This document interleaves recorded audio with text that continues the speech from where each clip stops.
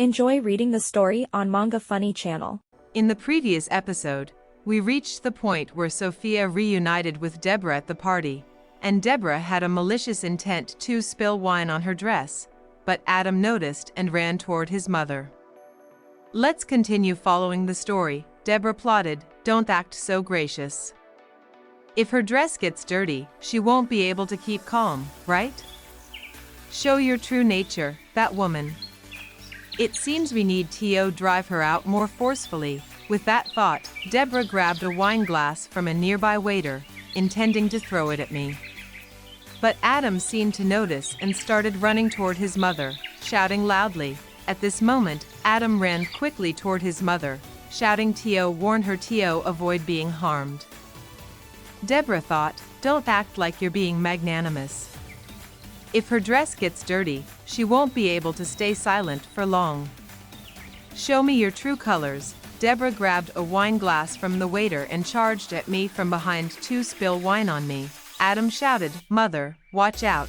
Thanks to Adam, I turned around in time and used cat-like moves I'd learned from my past life to catch Deborah's hand, with the wine glass still in her grasp.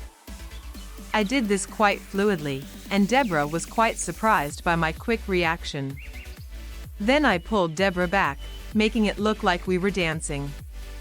Everyone at the party was gasping. I said, "Oh my, be careful where you step, this isn't a ballroom."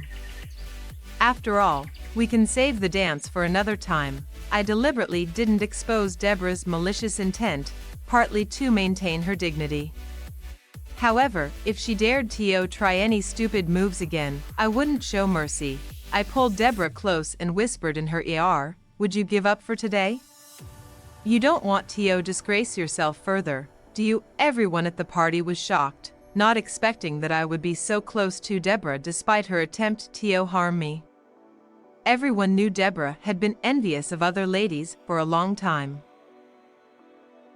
Two close friends approached Deborah and suggested she leave immediately. "Ashe couldn't win against me," Deborah said, "and no matter how much you try to act like a good person, it doesn't change the fact that you've disgraced Lord Tristan."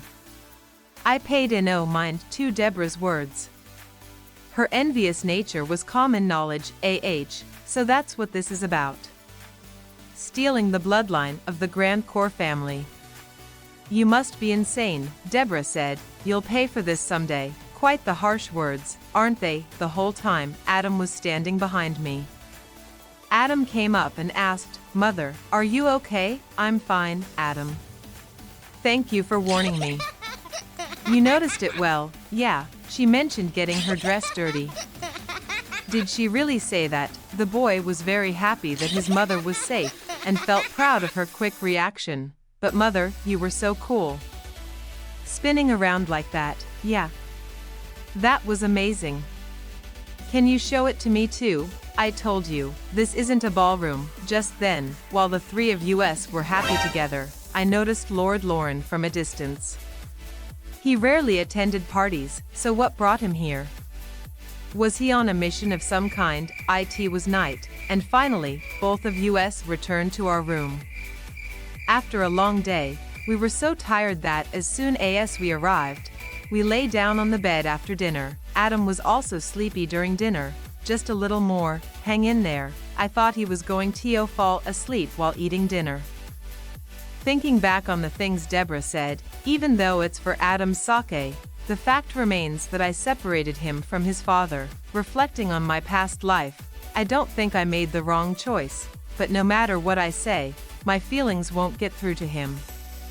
It's always been like that. While I was lost in thought, Adam woke up, comforting me by gently stroking my head. "He's a thoughtful boy who loves me dearly," Adam said. "I understand what you're doing for me, Mother. I love you, Mother." Both of us lay playing on the warm bed, remembering the past life with its pressures and isolation, without anyone to share it with, unlike now. Thinking about this, tears fell without me noticing. Adam's pure love slowly melts away the painful past. Adam said, "Are you hurt anywhere?" "No. It's something else." I didn't know how to explain to Adam, so I decided to keep it to myself. we continued playing together. I had to enjoy these joyous moments so that I wouldn't regret the past as I had once, Adam. Thank you, that made me so happy. Now it's my turn. He's so attentive and kind. Just like that time, it was as if he understood people's feelings.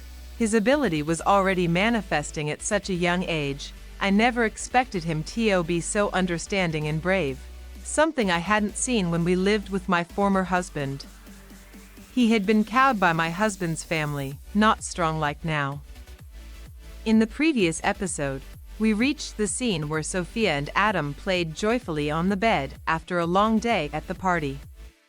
Adam's love for his mother made Sophia very happy. Let's continue to see what happens next. The next day, in the family parlor, everyone is gathered, including Lord Lauren, who is discussing stolen goods. It's the first time for both Sophia and her mother to see such a finely crafted item. Adam asked, "What does stolen goods mean?" It refers to things taken from other people or shops without permission. Recently, a jewelry store in the neighboring country was robbed. We discovered this because the list of stolen items was shared with the knights. The buyer isn't necessarily the thief. It seems someone else might be involved, considering the large quantity. So, is the merchant who brought this the culprit? No, he's actually a victim who unknowingly purchased the stolen goods. He's a familiar face, so I didn't suspect anything. It's possible that the thieves brought them over from the neighboring city and sold them at jewelry stores downtown. We need to monitor the situation and apprehend them. The merchant kept apologizing profusely. Now that we know these items are circulating in the capital, we must act quickly. Please keep this information confidential to prevent panic. Still, how did you recognize that these were on the list? The gemstone with the color-changing effect is quite rare. And this one was significantly more expensive than the others, so it stood out. Expected from the Medina family. I'll take custody of it then. Thank you. Sai, I really liked that piece. My mother specializes in collecting precious jewelry, so it's no surprise she would notice such a beautiful and rare piece. The following morning, Adam and I went down to the city to browse the jewelry shops and see if we could find anything interesting today. So, Adam, what's our mission today? We're looking for a new brooch for Grandma? That's right. Then, let's head out. At the same time, Leo Lauren was also in the area, carrying out a mission with his friend. He saw me from afar and shouted, "What are you doing? Don't just sneak up on me and start talking. Did you forget what I told you earlier? This isn't the time to be casually wandering around. Now. No need to get so worked up. Who's this guy?" "He's handsome and stylish, not annoying like Lauren," the man said. "It's my first time greeting you directly, Miss Sophia. My name is Lucas Geese." "Nice to meet you. I don't remember giving my name, though." He only approaches a select few ladies to talk to. "Oh, I recognize him from the novel. I already know about this character.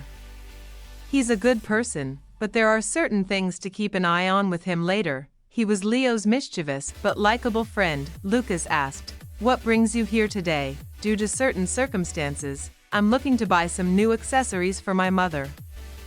This little lie seems to be seen through by Lauren, who might already know my real intention. Lucas said, "In that case, the store with the stone wall is known for its high-quality goods.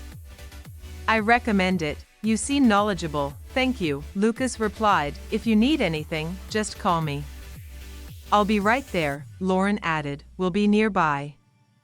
But please avoid drawing attention." He always has to add one extra comment. Then, Adam and I entered a jewelry store catering to the wealthy.